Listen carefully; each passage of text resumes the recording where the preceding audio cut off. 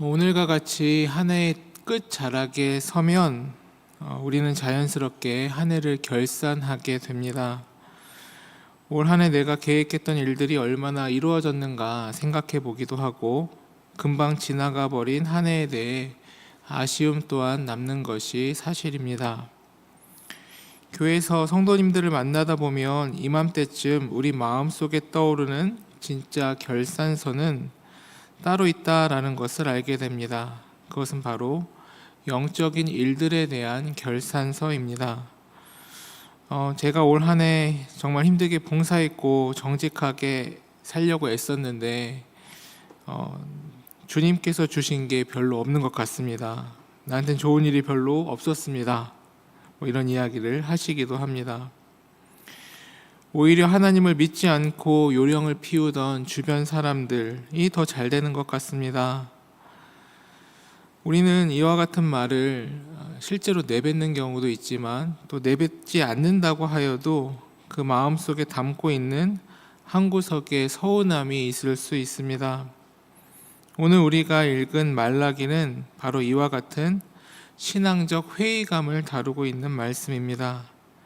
구약의 가장 마지막 페이지, 예수님께서 오시기 400년 전 긴 침묵이 들어가기 전 이 서운함에 대해서 우리 하나님께서는 어떻게 말씀하시는가에 대해서 함께 살펴보도록 하겠습니다. 먼저 13절입니다. 여호와가 이르노라, 너희가 완악한 말로 나를 대적하고도 이르기를 우리가 무슨 말로 주를 대적하였나이까 하는도다. 이스라엘 백성들이 하나님께 완악한 말을 합니다. 여기서 완악하다는 것은 단순히 싸운다라는 의미가 아니라 마음이 딱딱하게 굳어져서 냉소적인 태도가 되었다. 차라리 하나님 앞에서 싸우고 요청하고 부르짖고 하면 상황이 좀 나을 텐데, 냉소적이고 하나님께 어느 순간 기대 자체를 안 하는 상태가 완악함의 본질이다라고 볼 수 있습니다. 이렇게 왜 냉담하게 되었는가? 이 논리는 매우 현실적입니다. 3장 14절 15절입니다. 이는 너희가 말하기를 하나님을 섬기는 것이 헛되니 만군의 여호와 앞에서 그 명령을 지키며 슬프게 행하는 것이 무엇이 유익하리요? 지금 우리는 교만한 자가 복되다 하며 악을 행하는 자가 번성하며 하나님을 시험하는 자가 화를 면한다 하노라 함이라. 우리가 일정 부분 다 경험하였지만 신앙생활을 하다 보면 이런 시험이 꼭 찾아온다라는 점입니다. 성도님들을 참으로 낙심하게 만드는 것은 고난 그 자체가 아니라 나만 불행하게 되는 것 같은 것, 나만 그 자리에 서 있는 것 같은 불공평함 때문이다라는 사실입니다. 나는 이렇게 열심히 일했는데 하나님께서 침묵하시고, 저 사람은 저렇게 앞질러 가는 것 같은 느낌이 우리를 무너뜨린다라는 것이죠. 오늘 말라기 시대의 백성들도 그리하였습니다. 포로 생활에 돌아와서 열정적으로 성전도 짓고 열정적으로 하나님을 섬기고 하나님을 부르짖는 그 순간 자신의 삶에 드라마틱한 변화가 일어날 것을 기대하였는데, 시간이 지나도 여전히 현실은 이들이 페르시아의 속국이고 경제적으로는 더 힘들어지고 상황적으로는 더 고달파지는 이스라엘 백성들의 상태, 그래서 금방 그들의 열정이 폭삭 사그라들게 됐던 것입니다. 그래서 이런 이야기를 하는 것이죠. 하나님을 섬기는 것이 헛되다. 오히려 악을 행하는 자가 번성한다. 오히려 하나님을 시험하면서 하나님 말씀을 안 듣는 자들이 화를 면한다. 이러한 불평들을 하나님께서는 다 듣고 계셨습니다. 그래서 16절과 같이 말씀하십니다. 그때 여호와를 경외하는 자들이 피차 말하매 여호와께서 그것을 분명히 들으시고 여호와를 경외하는 자와 그 이름을 존중히 여기는 자를 위하여 여호와 앞에 있는 기념책에 기록하셨느니라. 여기서 기념책이라는 단어가 중요합니다. 고대 페르시아 제국은 왕 앞에서 공을 세운 사람들의 이름을 기록하는 공중일기가 있었습니다. 우리가 알다시피 에스더서를 보면 아하수에로 왕이 잠이 안 와서 역대일기를 보다가 모르드게가 자기를 구해준 기록을 보고 다시 보상해주는 부분들이 나오지 않습니까? 하나님께서는 그 당시 사람들의 문화를 가지고 와셔서 이스라엘 백성들에게 말씀하고 계신 것입니다. 세상의 왕도 이런 것들을 기록하는 기록책이 있지 않는가? 하물며 하나님께서 기록하시는 그 기록책이 없겠으며 또 기록하지 아니하신들 하나님께서 그것을 모르시고 잊으시겠는가라는 하나님의 질문인 것입니다. 하나님께서 다 알고 계신다. 내가 그것을 다 기록해 두었다. 그리고 내가 그것을 다 보상할 것이다.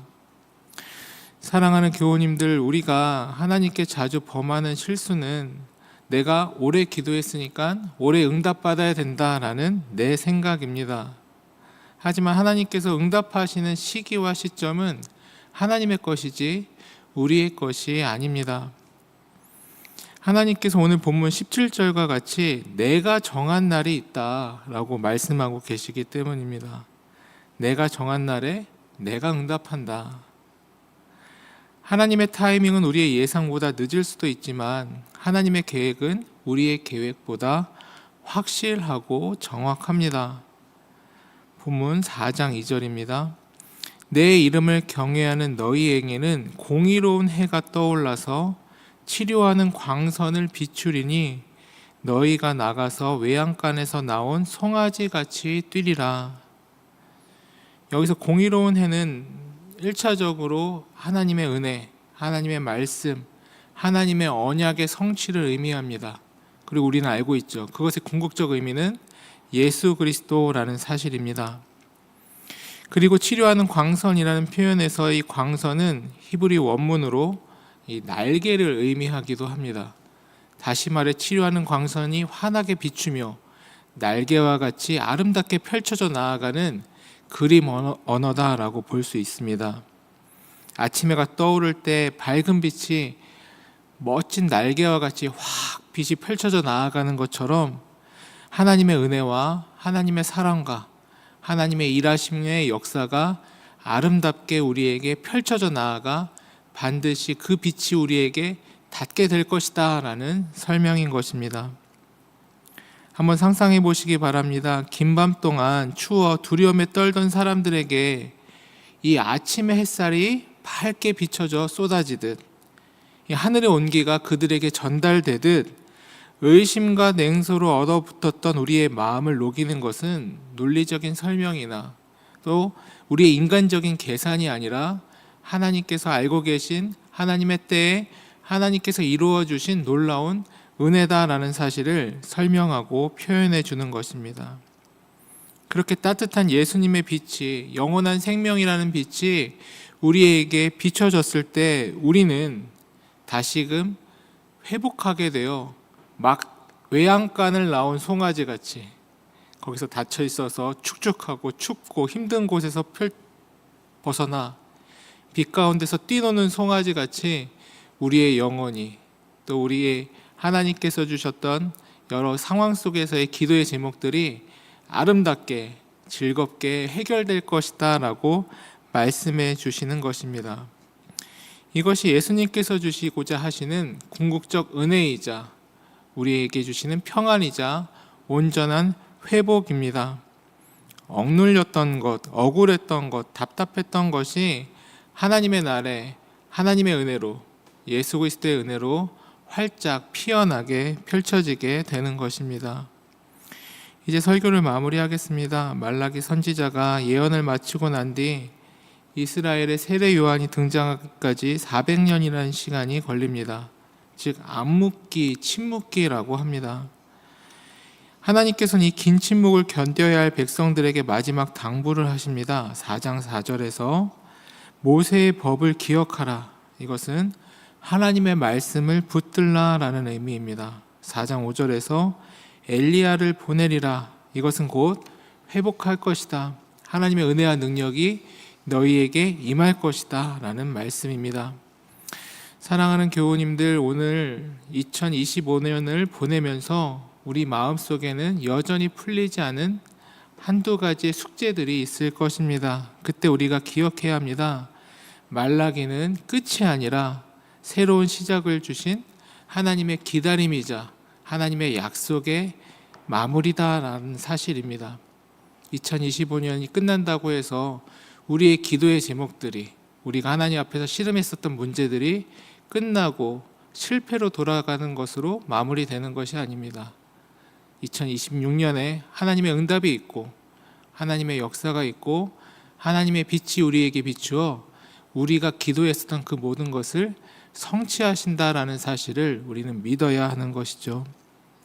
구약의 성도들이 400년을 기다리며 예수 그리스도를 만났듯이 우리 삶의 긴 침묵과 같은 이 시간도 결코 끝나는 시간이 아니라 하나님께서는 우리의 모든 수고를 빠짐없이 기록하고 계신 그 기념책의 이야기들을 마무리하실 그날이 바로 우리의 내일 속에, 우리의 하나님께 주신 날들 속에 반드시 찾아온다라는 사실입니다.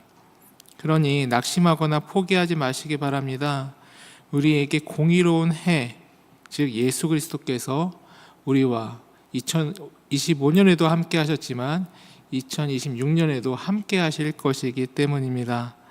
그 따스한 치료의 빛이 우리 교우님들의 가정과 일터, 그리고 여러 상황 속에, 또 상처 입은 각자의 마음 속에 가득 비추어 그 회복과 치료의 은혜가 충만히 임하시기를 주님의 이름으로 축원합니다. 함께 기도하시겠습니다.